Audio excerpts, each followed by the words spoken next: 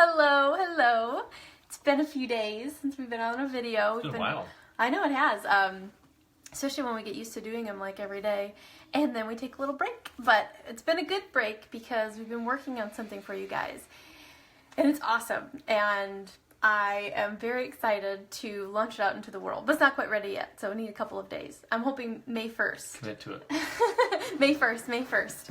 It, I don't know, I get that kind of like perfectionism starts kicking in, and I need to have everything perfect, and just the way my brain works, I start getting really just like, oh, and I need to put this and this and this, and so Steve has to kind of rein in my creative fervor. But it's gonna be, That sounds like such a lame job. It sounds like a wet blanket job. No. I know. I absolutely need it. It's so vital for me. So he's absolutely invaluable to my creative process because it would probably take me 6 extra months to produce something if it weren't for you. Yeah, how long did it take you to do the Ever Better course? It was a I don't know. really long time. It was a long time. Anyways, today we wanted to have a chat about something I guess I've seen people talk about it, and I guess maybe people be confused about it, or they're not really sure. Is there a difference between mental healing, emotional healing, and spiritual healing? Do you have to go to different people for each of them? And so we kind of wanted to just start talking about those different concepts when it comes to, healing yourself. Is it going to be some kind of different thing that has to take place for different types of problems that you have, or is it more cohesive? Is there a oneness to it? What do you think? Well, I think there's a oneness to it. I mean, because you can't affect one without affecting all of them. And so as you improve your relationship to your creative process, as you see how you've been using your mind, your thoughts, to think certain things in certain ways that cause certain emotions, physical sensations inside of your body, that is, being in a physical body is a spiritual experience. There's nothing about our experiences that are absent our spirit. For me, spirit is life force. It's just merely me being here, being alive. This is my spirit, this life force flowing through me. And so they're all intertwined, they're all connected, and it's very important to kind of see it that way, because I think the dividing up of different aspects of ourselves, it's just for communication, to talk about it, because it's really all one thing. We just choose these words and we slap them on and say, oh, this is this and this is that. And it gets confusing after a while, because when you've been using language so much in your entire life, you kind of forget that these are just labels. They're just stickers we put on like bigger things that are going on that you couldn't even possibly explain if you tried. But we try, which is great, because we try to get to know the details of our experience, but really it's all for convenience, these words and these labels that we put on things. Yeah, it's funny. The thing about language that's really interesting is that it's a representational system for experience. And so one of the really interesting things about human beings is that we develop this ability to communicate our experience to other people through language, originally just kind of vocalizations, and then formalized patterns of making sounds that convey certain meaning, certain experiences to other human beings who are having experiences. The interesting thing about language and the capacity to speak is that it is a representational system that feeds back in. So we start out using language to express ourselves, but the consequence of that is that if we don't have language to describe a certain experience, it almost, after a while, we lose the ability to have that experience. We don't pay much attention to those things that are difficult to describe. And that's what so much of the work that we do, that's what so much of the Ever Better Life course is about turning your attention towards those areas of your creative process that you probably don't even know exist, because no one ever told you about them. No one ever talked about them. No one ever even intimated that they existed, because they're difficult or impossible to talk about or to describe. And so that's kind of an interesting thing to become aware of, that we use language to represent our experience, but very often it gets so that it's really inconvenient to have experiences that can't be easily shared or communicated with other people.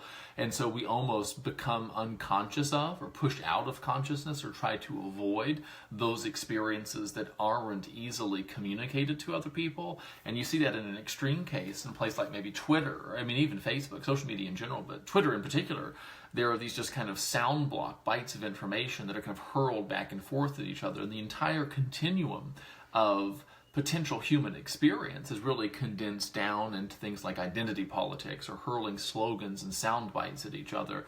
And that is, I mean, it's a limitation of language, which is an interesting thing to pay attention to. Getting back to kind of the idea of this video, I think that the difference between drawing a distinction between mental, emotional, and spiritual healing, that's a very mental operation. You know, we got the mind, and I think that's that thing is to recognize is that so much of the discussion about the spirituality occurs in the context. It's a purely mental discussion about a concept called spirituality or a concept called emotion, and we don't ever really get to the point of talking about the actual experience, or if we do discuss the experience, we get so attached to the linguistic representations or the concepts that we form around the experience, and then we kind of squabble with other people who use different language to describe what may be the same experience, but they use different words and make different sounds about it, and we get so hung up on the symbol, we get so hung up on the map that we miss the territory altogether. And I think that's one of the cool things about German New Medicine. It's one of the cool things about paying attention to your experience. It's one of the cool things about becoming more conscious, about being more aware, about really kind of waking up to the whole of who you are, because the identity I think that we have in society is very much, it's what I call the we experience ourselves to be, or the me I experience myself to be, normal, everyday, waking consciousness, regular old Steve who, you know, goes to the place and does the thing and has a driver's license and all that. It's like that's, you know, that's a part of who we are, right? But, you know, there's a lot going on kind of behind the scenes. That's the whole of who you are. That's this kind of fourth dimensional thing. That's from the German New Medicine perspective, the communication between perception, thought, experience, and kind of the biological manifestations. I mean, the stuff that's going on inside your body, health or non-health, health or symptoms, health or adaptive responses. And I think that, like, if you think about it, you're really one thing, and for convenience sake and for purposes and for having genres of healers and for selling different courses online and writing different books and having convenient aisles to go to in the bookstore, we talk about mental, emotional, and spiritual. But I've always said that there's nothing more spiritual than becoming unwilling to think about dumb shit that doesn't matter and that doesn't feel good to you. That's a very spiritual thing. It's a very spiritual thing to become aligned with the material stuff that you want. There's hardly anything more spiritual than material items, things, the physical body, food, you know what I'm saying? The stuff that we really love can be the source of immense enjoyment. And I think that sometimes when we talk about being spiritual, we tend to sort of villainize or demonize that stuff, or at the very least kind of give it kind of secondary importance to other kind of higher minded things. And you've got people who are hyper rational and they don't want to hear anything about emotion. And of course, it's not particularly rational to try to kind of, you know, extirpate emotion from the world, because the world is full of very emotional creatures, which I always thought was kind of funny. And then there's other people who are extremely emotionally based or oriented, and they're uncomfortable talking about or talking to or using any system or any thought process that comes off as too systematic or too rational. And that's something I run into sometimes, is that people say, you know, this stuff is kind of, you know, it's kind of da-da-da-da-da. Basically, they say it makes too much sense. It's too operationally defined. It's too, it's almost dry. It's almost so sequential. But I'm like, no, listen, this is a formula for creating the experiences that you want, for having fun. This isn't a formula for sitting around and talking about sorters and emotional strategies. No, like you learn that stuff, that language, so that I can communicate with you and so that we can talk about ways to really engineer delicious, wonderful, fantastic experiences that you really want to have. It's like, you know, chocolate cake. The experience of eating chocolate cake is not rational. It's not scientific. It's not linear. There's no recipe for enjoying chocolate cake. You sit down and you eat the stuff and it's really great, but there's a systematic way to create chocolate cake, and it's a very good thing that there is, because if there weren't, it would be a lot more haphazard to enjoy it. For a lot of people, you know, if they went about making chocolate cake the way they went about being happy or being motivated or feeling compassion for themselves or, acceptance or whatever it is that they're looking for, enjoying what it was like to be them, well then, it's like the whole thing with like the monkey at the typewriter. Do you know what I'm saying? Good luck getting a good novel out of that whole thing. It's like if you just kind of let it happen haphazard, well, you're stuck with what you get. But if you really kind of sit down and if you're just systematic long enough, I mean, if you figure out a way to kind of reliably aim yourself in the direction of ecstasy, well, that's a really good thing. And for me, it was immensely liberating and freeing to recognize that like computational Steve, who likes to draw things out and everything like that, he's not separate. He's not less important than or more important than the guy who has so much fun and gets really excited about things. Like these are all kind of like one thing. And I think that it's the case too with the mental, the emotional, and even the physical kind of healing stuff. It's all one thing. Is that you're an ecology of experience. There aren't compartments in you. I mean, there aren't separate things. And this is one of the things too about GNM that makes it so clear is that like your subjective experience, I feel really unhappy or I feel really depressed, I feel really anxious, I feel existentially not okay, but my vital signs are all right. There's no bearing about how I feel, subjectively and how my body is doing. Well, it's just not true. It's one kind of ecology, and I mean, it's not like one causes the other. It's like they're in this kind of harmonious cycle together. And I think that when you recognize that, you can pull different levers. We can pull the mental lever. Do you know what I'm saying? We can change a certain thought. We can orient you from focusing on what you don't want to focusing on what you do. That affects the whole thing. Now, if we change the physical, we can pull a physical lever. We could have you stretch your hips. We could have you do some stretches of the upper neck and the head, which really can change just your experience of being in your body, because these are the muscles of expression, and it just really changes all of a sudden how you're feeling. That'll change what you're thinking too, though. You see what I'm saying? If you change what you're thinking, you can change the tonus in your body. You can really kind of relax and start breathing deeply. On the other hand, if you relax and start breathing deeply or stretch your body, you start to change your thought. You know what I'm saying? And if you begin to kind of use your mind mentally to think about the notion of kind of your cosmic place, the whole of who you are, if you kind of go through these interesting thought experiments that we take you through in the course. I have a lot of people, the Every Better Life course is never meant to be a spiritual awakening course, but a lot of people, it's kind of a step in that direction. It's more of like a learn how to play the game of life, and the better you get at playing the game of life, the more you begin to say, this seems like a game, you know what I mean? And then you kind of see through it. But a lot of people in the first or second module, they're like, no, wait a minute. And then the question that they ask is like a Zen student question from 10 years of studying, and then you have this sort of Satori awakening experience. And I'm kind of like, well, yeah, that's sort of the idea. You're a little ahead of the schedule. And so I think that it's an interesting thing. You can create profound spiritual changes just by using the everyday old secular mind, because that is an expression of the divine. It's an expression of that wonderful cosmic spiritual stuff, as is the physical body.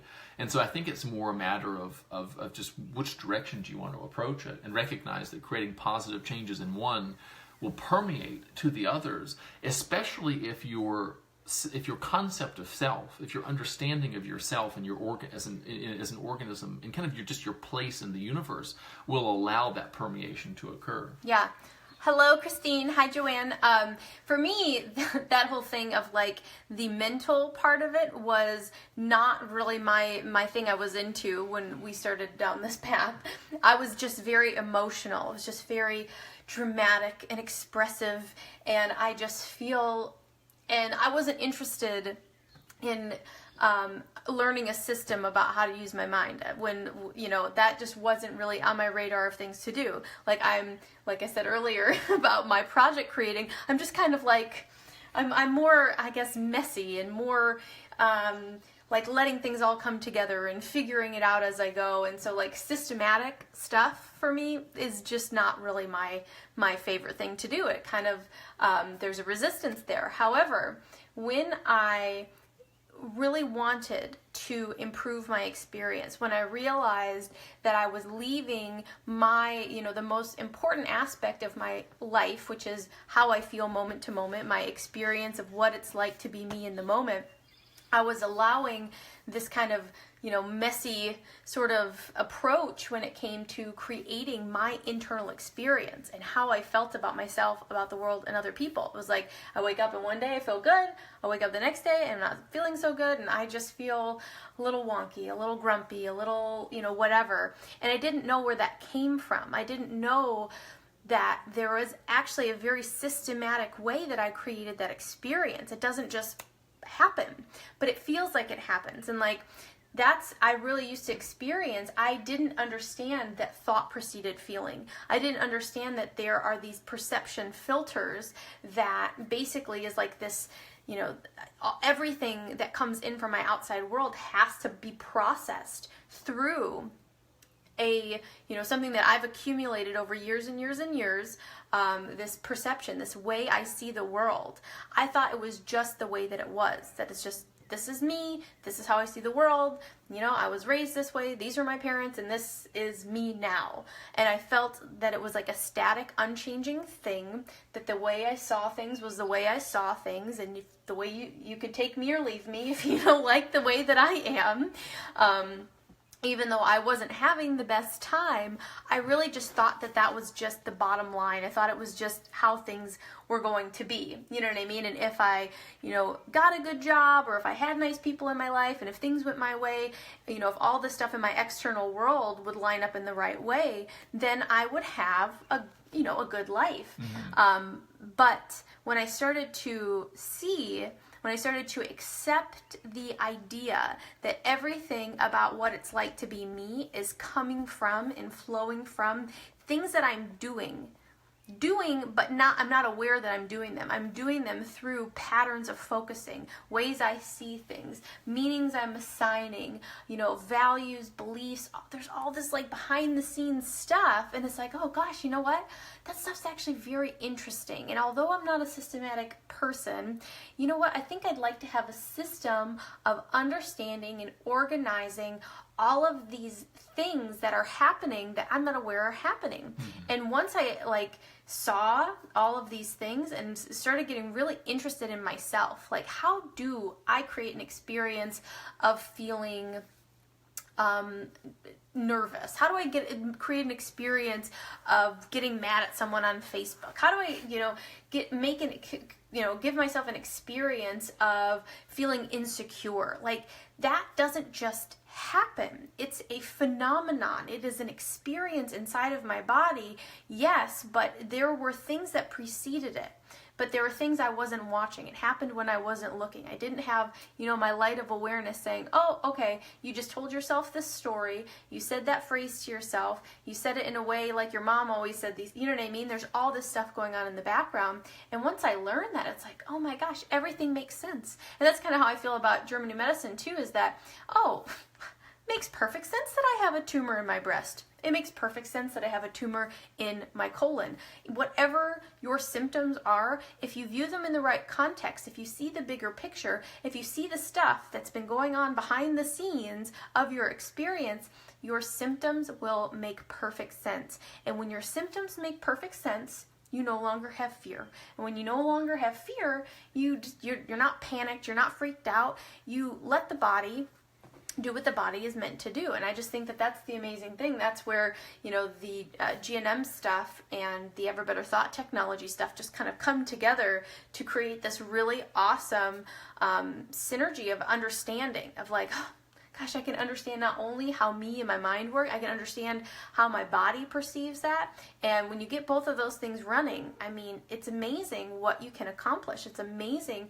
how you can just everything about your life, even if in the moment you're not happy about it, even if you want it to change, even if you don't want there to be a tumor there anymore, you don't want to have an itchy rash, you don't want to have a urinary tract infection right now, at least it makes sense. At least you don't have to be upset about the bad, the bad feeling, the pain of the healing symptoms, and freaked out that it's there, and freaked out that it's going to get worse. When it starts making sense to you, it's just kind of oh, okay, well, I'm not happy that my body is the way that it is right now. I'm not happy that I'm kind of, in a bad mood right now, but I understand why it happened. I can see a direct connection between things I did in my head, ways I was thinking, and this emotional manifestation or this physical manifestation. And so that for me is just such freedom. It's just not just why it happened, but what it is that's happening. It's right. And I think it's like, so when you first, like what you said, you don't like being systematic necessarily, and I don't necessarily like being systematic. I like the benefits of a systematic approach to improving my experience. And so, just as an example,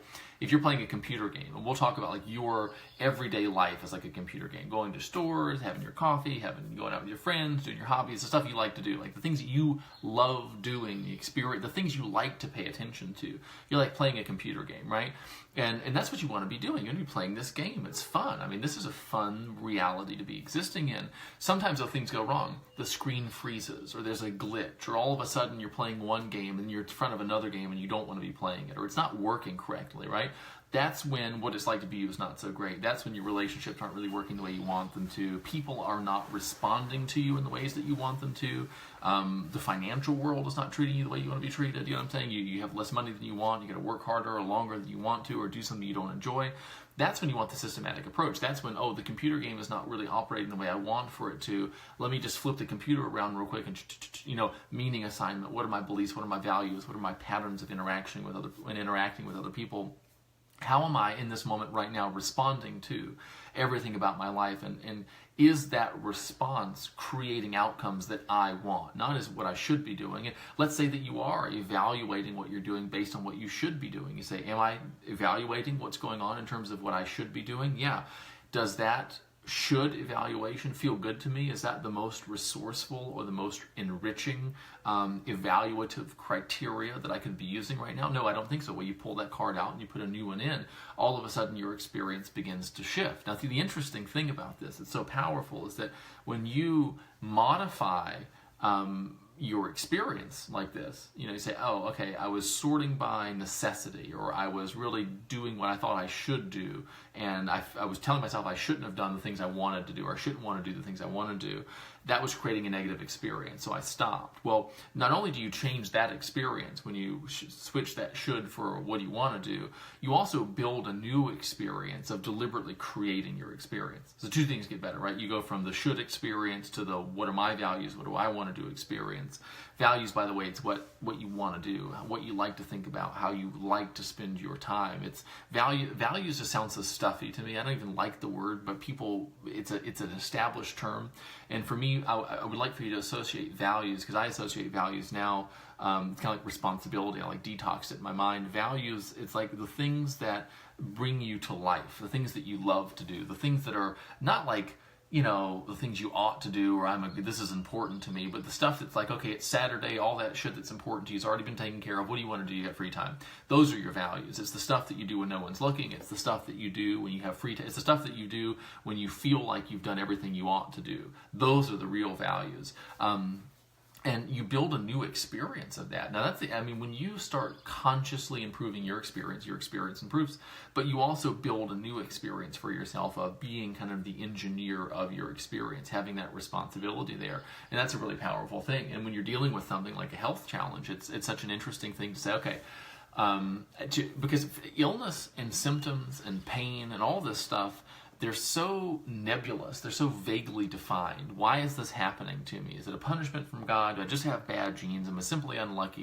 And none of the things that are really on offer from most of what's out there are particularly attractive. I mean, even from a law of attraction perspective, it's almost like, well, you did this to yourself. It's your fault, right? And that's what people do not want to hear, that things are their fault. And I think that's something we don't really qualify enough.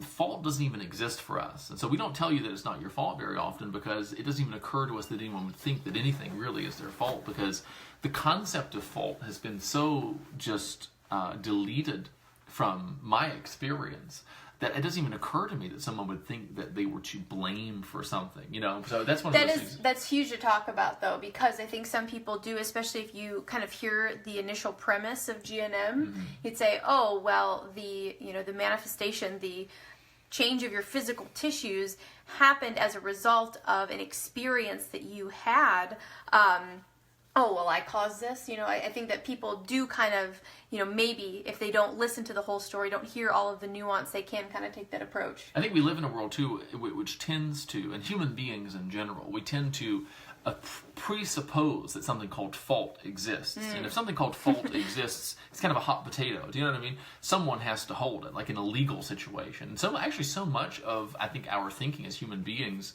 has been overly rigid and kind of formalized by the legal system. Like the legal system is just invented to kind of arbitrate interactions between human beings, but it's made up. But we bring a lot of those basic assumptions into our interactions with other people, into reality. And so, well, if it's a punishment from God, or if it's a consequence of turning away from God, well, that's your fault because you did that. If it's genes, well, if it's your child that has something wrong with them, well, it's their fault, or your fault that, your child has this thing, that's awful. If it's a lifestyle thing, this is the kind of new holistic thinking, well, you shouldn't have eaten all those hot dogs and Twinkies, it's your fault there. And because we're also primed, right, to think in terms of fault, you just feel bad. It's just, why am I going to feel bad? Am I going to feel bad because I passed on bad genes? Am I going to feel bad because I, had sex with the wrong person? Am I going to feel bad because I ate the wrong foods? Am I going to feel bad because I didn't exercise enough? Am I going to feel bad because I smoked? Am I going to feel bad because why am I going to feel bad? Not, is there some way of explaining this whole thing that doesn't feel bad? Why, and that's what we're kind of over here in this, is sort of like, hey, how about that's not even a question here. Yeah, and when you just remove that, though, you begin to think in this kind of ecological sense. You begin to just recognize, listen, there's just what is. There is you as an organism. There's the you experience yourself to be, which is like this, and there's the whole of who you are, which is like this, and that you are exactly aware of everything. You are exactly as aware as you are, and no more in any given moment in time. That's true for you. It's true for me. And it's true for everyone. And there are these traits of human beings. One of them is that as they learn how to do better, they tend to do better. And until they learn how to do better, they don't. You know what I'm saying? And people say, well, I knew better. Well, maybe you knew intellectually better, but maybe you didn't have the necessary skills to take what you knew intellectually and turn it into behavior, turn it into action, turn it into change. But people are so calibrated, though, to blame themselves, that they say, oh, no, I knew better. Well, it's like, well, no, obviously you didn't know better. I mean, maybe you knew well enough to know it wasn't good, but you didn't know well enough to know how to take that knowledge that it wasn't good and turn that into some kind of a change in your behavior, change in your experience. When you start to recognize that, just kind of the totalness, the wholeness, the ecological kind of like mental, emotional, spiritual, physical, it's all the same thing. When you begin to recognize that, you become kind of a happy technician. You become willing to play a role in not condemning what is, not condemning who you are, not condemning what you've done, not selecting some aspect of your experience or reality and pointing at it and saying, that's what's wrong forever and ever. That's why I'm effed. That's why things won't work. That's why I can't heal. That's why these bad things are... You just look at everything and you forgive it for being the way that it is. And you immediately begin to respond to it. And in so doing, you transform it. I mean, you see in what's true, what can be. And when you really see that, when you really see what is possible, it doesn't matter what you're looking at. It doesn't matter what your illness is. It doesn't matter what your life circumstance is. It doesn't matter what unresourceful personal habits you have, what shit you've got, what baggages you have. When you can look at that stuff and you can say, I see tremendous potential here. Like, if something about your current life circumstances inspiring you to desire something, I think the recognition that desire is your salvation is a wonderful thing, because you have to give credit to your present circumstances for inspiring you with the desires that you currently have in the midst of those circumstances. If you will just take that seed of greater benefit, if you'll just look at what's true to you and true for you right now, and take the desire that inspires within you and feel that thing is real, right? Give yourself over to that reality, like put that into your self-concept. You free yourself from that need to condemn some aspect of what's true, whether it's yourself, whether it's your past, whether it's your genes, whether it's, your lifestyle choices, whether it's some other person, all of those different things. Now, what's interesting about this is, okay, so what are we working on here? Are we working on mental stuff? Absolutely. Emotional stuff? Totally. Physical stuff? Yes. We were talking about literal healing, right, in your body. We're talking about social things. We're talking about romantic relationships. We're talking about your interactions with other people.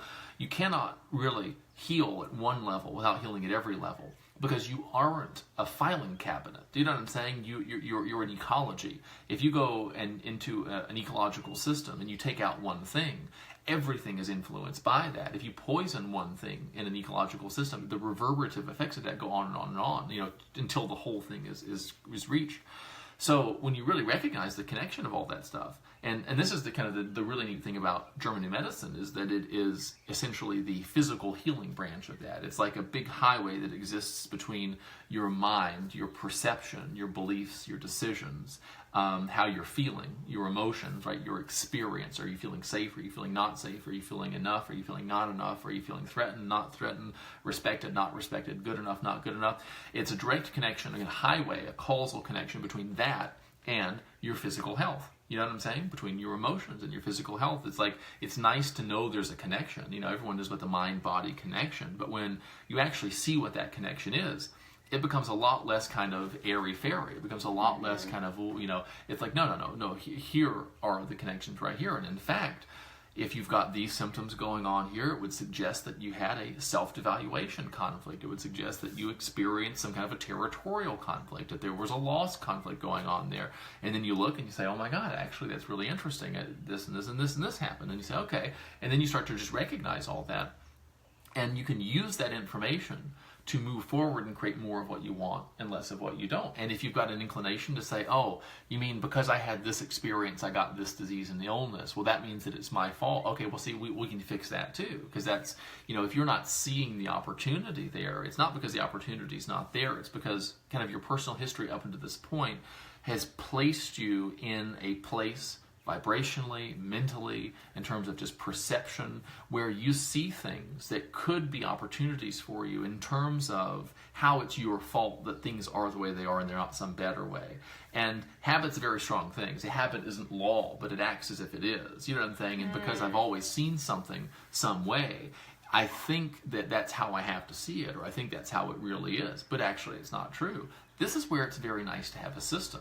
This is where it's very nice to say, because in working with people, it's a very interesting thing, because I'll, in the beginning, I'm working with a person, I don't, necessarily know everything, but I have a kind of a sense about how they'll respond to certain things, how capable they are at hearing the good news that I want to share with them at a given moment in time.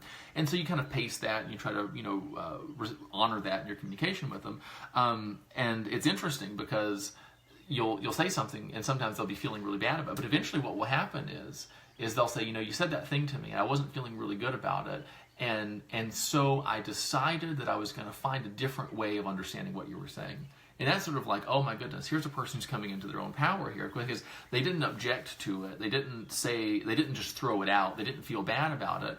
They interpreted something that I said. They weren't mad at me. They just were they thought what I said was pretty good, but they experienced a negative emotion in response to that, like oh shit, this is my fault, or why can't I get this right, or whatever. And then they said, wait a minute, this doesn't feel good to me. This doesn't feel right to me. There's something about the way I am interfacing with this information that registered to me on a mental level, made sense, so it sounded good, but then emotionally it wasn't feeling right. I'm going to go to work on my relationship with this information. I'm going to find a way, because I see value in this, I'm going to find a way of relating to this that improves what it's like to be me right here and right now. That pattern is so much more important than whatever it was that I happened to say to them. I mean, they could take that or leave it, right? But they made themselves the measure of all things in that situation, and they recognized, oh, wait, this is interesting. How can I use this to create more of what I want and less of what I don't? Oh, I'm feeling like shit right now. I'm feeling like this is really my fault. Okay, the fact that I'm feeling that way means I'm relating to this information in some way that is less than resourceful.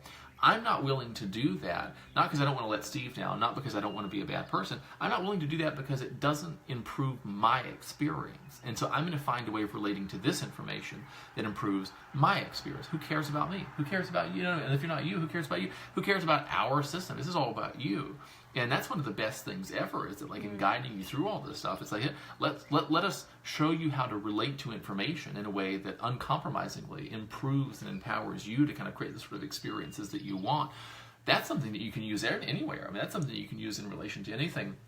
And that, I think, is mental, emotional, and spiritual healing all in one. It's this ability to kind of look at things physical. And say, I can't believe it didn't put that in the title. But yeah, I mean, it's everything. And it really is. It's how can we find a way to think about whatever it is that's going on right now that feels good. It's like we've just got to like take this bubble and make it bigger and bigger and bigger, because we've got to figure out new ways to think about what's going on right now that will allow us to feel good. Because feeling good really it's the path, it's the way to get from where you are to where you want to be. It's going to come through good feelings. It's going to come through focusing on the stuff that is in a way that feels good, in a way that creates what you want in the future. So you cannot be upset about your situation and force it to change through bad feelings. And that, so many of us are so programmed to think that it's going to come from, if I just beat up on myself enough, if I'm just self-disciplined and come on, get to the gym, fat ass, we say stuff like this to ourselves because we think that we can punish ourselves into feeling good. We think that we can feel bad enough our way into making ourselves, eat better or do this good thing or not do this bad thing or start doing this or stop doing that. We think that we can do that and that it's going to work, but really, and that's all of my guidance, all my work I do, we got to find a way to think about this feels good. We got to find a way to change the situation by accepting it as it is, looking at what is and saying, okay, here it is. This is what I'm working with.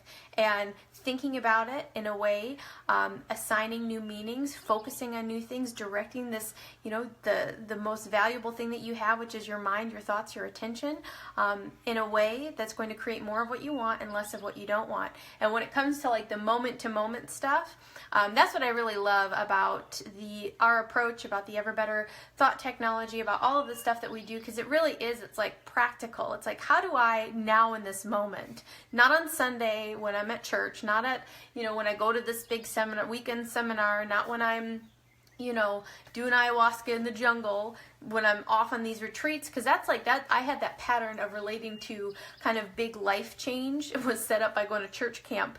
And so every summer we go to church camp, and then sometimes we'd go to these weekend retreats, and I'd feel so Jesus-y and, I was doing good, but then, inevitably, because it'd get off my radar, and then I'd be, I would even say that, I need a camp, I need a retreat, I need to get myself right again, because I didn't have a practical spirituality that in the moment allowed me to connect to whatever I wanted to connect to and think about things in a way that made me feel good. I didn't have that. This is sort of the person who slouches in their office chair and they go to the chiropractor once a month and they feel better.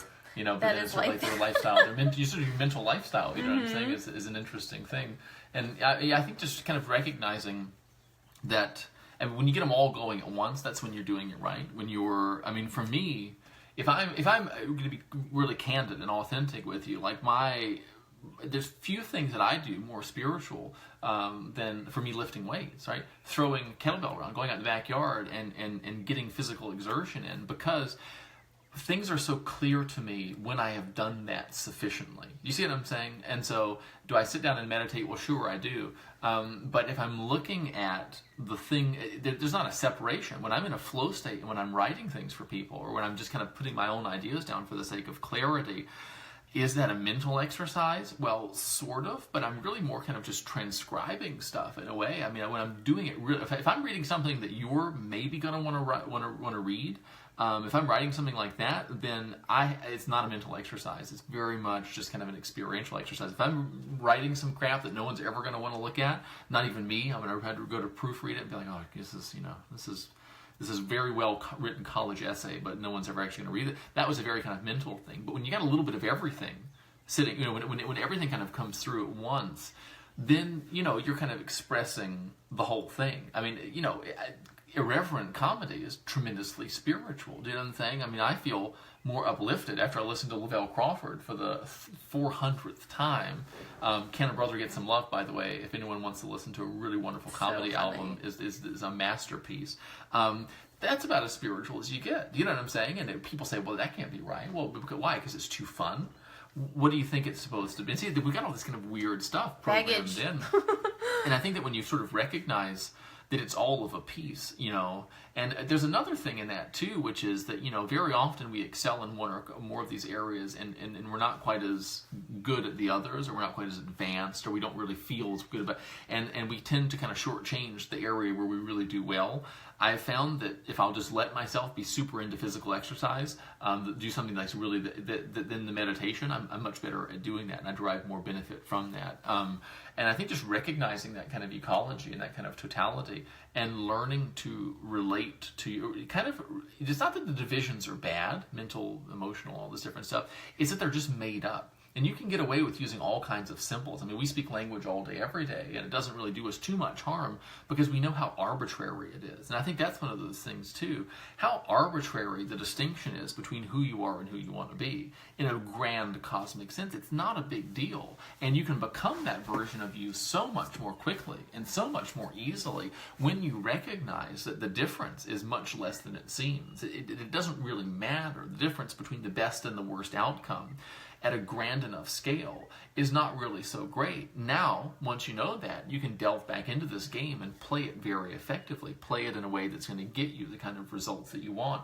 I think that's just a really powerful and a really interesting thing. And you start to see, I mean, when you take the integrated approach to whatever it is that you're doing, you start to get phenomenal results because you start to kind of recognize, I mean, this is the thing I'm recognizing more and more, is that sort of imagination is the catch-all guide for behavior. That if I really place myself and feel myself and imagine myself in the place that I want to be, feeling the way that I want to feel, doing the things that I want to do, being the person who I really, really, really want to be, that act of imagining, stuff comes from that would not have occurred otherwise, and I don't have to like force it to come, it just happens, and that stuff is always perfectly calibrated to carry me in the direction of whatever it is that I've been wanting, that I've been imagining. And so that's just kind of really, I think that's actually another really good thing. It's not that you get really good at imagining and then you go bust your ass doing things you don't like to do. It's like, no. You know, you envision yourself healthy, you envision yourself healing, you feel what it will be like. You go into that dimension. Do you know what I'm saying? Where, I mean, because if you can imagine the stuff, it already exists. This isn't materialized here. You go there and you become so intimately acquainted with that outcome that you want that becomes more real to you than what's here right now. And that affects the things that go on here right now in an automatic kind of way, and in a way that creates this little bridge between where you are physically and where you are mentally, and your kind of imaginal, your experiential realm. And I think that when you recognize that ecology, that it literally is, like from the German New Medicine perspective, the stuff that's going on in here is influencing the stuff that's going on in your body. And if the stuff that's going on in your body is stuff that you don't like, there are things that you can do up here that will change what's going on inside your body. And really, in a way, sort of the imaginal stuff is sort of like German New Medicine for your reality as a whole, the world beyond your body, which is that there's things going on in your head right now that are creating the stuff that you're getting in your life out here. And if you don't like the things that are going on out here, you got to find a way of not getting freaked out about it, change what you're doing inside your head, and your reality will sort of change and shift around you. Yes, I just got chills because I just love that so much. It's so good. It really is. I mean, obviously I'm obsessed with it. I just can't think of anything better to talk about all day than this. You know, how are you creating your experience? How are you creating your physical body? How are you creating the stuff in your life right now? And so, I just love it. I'm feeling so happy. So we are, like I said, really excited to launch this project. It's coming this week. That's actually as soon as we get off this video, I'm going to be back to work. But it was really nice to check in with everyone. I hope you had a great weekend and that you have a wonderful week. And yeah, stay tuned. We will keep you posted, and we'll see you again very soon. Have a good night.